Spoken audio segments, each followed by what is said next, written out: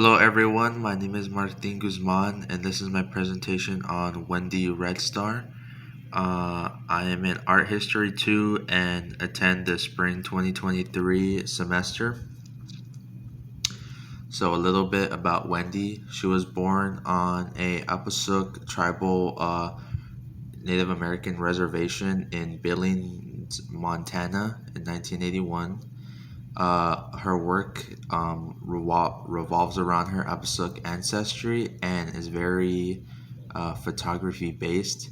And a little interesting fact is that a lot of her traditional Crow regalia is made by her by hand.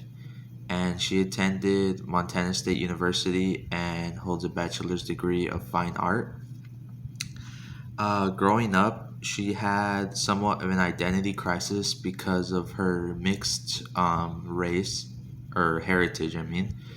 Uh, so she felt it kind of necessary to better explore her Apasuk or Apasuk look, tribal ancestry through her artwork. She is, I guess you could say, she's a contemporary photographer. So, one aspect of her work is looking at images of Native American representation in media and kind of playing on some aspects of it. Like this image here to the right, taken by Edward Curtis, is before World War II and of a Medicine Crow member of a Native American nation. So, um, maybe at this time in before World War II, Native Americans weren't seen very well in media, and were often the subject of stereotypes like the noble savage, and were seen as somewhat primitive. And a lot of these images, they lack context to who these people were, what tribes they belonged to, and their traditions. So on the left, Wendy has taken one of these images and has kind of edited it in a way to bring attention to this person's attire, and just to explain why this person, looks the way he does, and just describe why this person is, somebody to be honored and respected, and not seen as a savage or primitive. So we could say that in a way she is kind of inspired by the primitivism era. And a little bit something else that was kind of interesting is this kind of idea of editing these images was given to her by her daughter, who had actually colored an image of a Native American chief, and she recognized it as a important moment for not for her daughter, not only for her daughter, but also for like the youth, because it kind of shows how the younger generations can come to learn about their heritage. So moving on, something else she does is, or another kind of example of her poking fun at kind of like um, false representation of Native Americans. It was her Four Seasons um, polyptych, which it's kind of like this. It consists of four images, kind of like the one shown on the left. This one is titled Fall, but there are three other accompanying images, which are of the other three seasons: summer, winter, and spring. And it's kind of meant to poke fun at kind of the sometimes the inaccuracy of Native American museum installations, like the one on the right. Um, this installation is about like 85 years old and is located in uh, the Portland Art Museum. And it depicts a woman gathering kind of uh, like soil, and a man like gathering like firewood, and just it's kind of like a scene of it's supposed to be maybe like a scene of what life was like for these people, but like most of the context has been taken out. Um, and this was part of a larger section of the museum that was kind of meant to show the 11 tribes that were kind of in the area of the Portland Museum or around the area.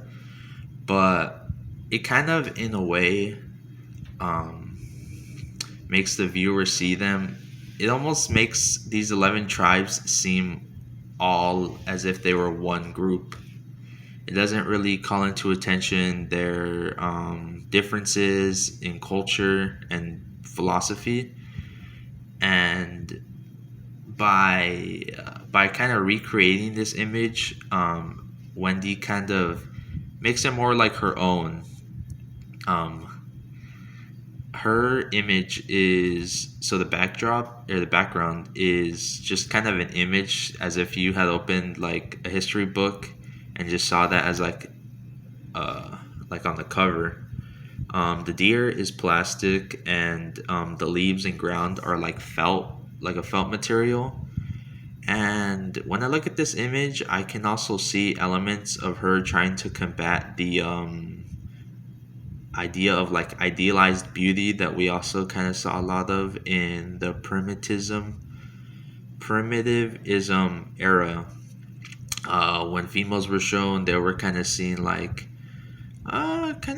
laid back, a little bit dainty, almost drawn like as if they were to be gazed at and not seen as people.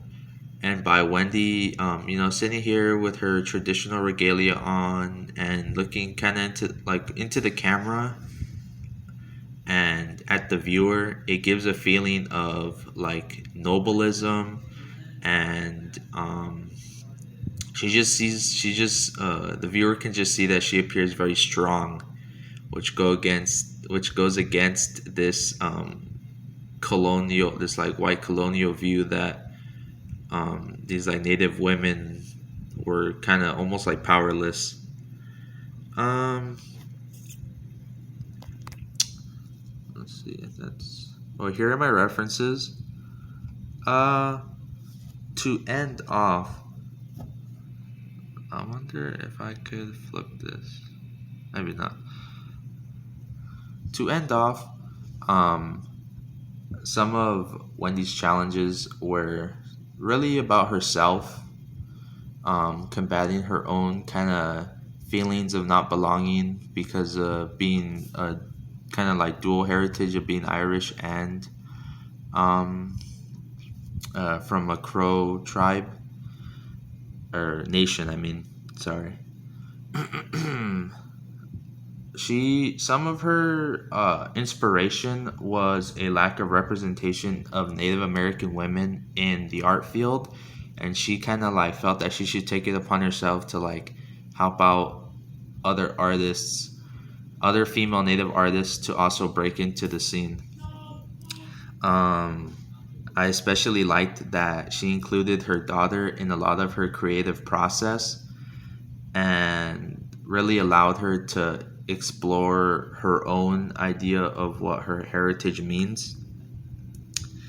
And I also thought it was kind of interesting that she makes a lot of her own attire and regalia, as in like her shoes and necklaces. So, thank you for seeing my presentation. Bye.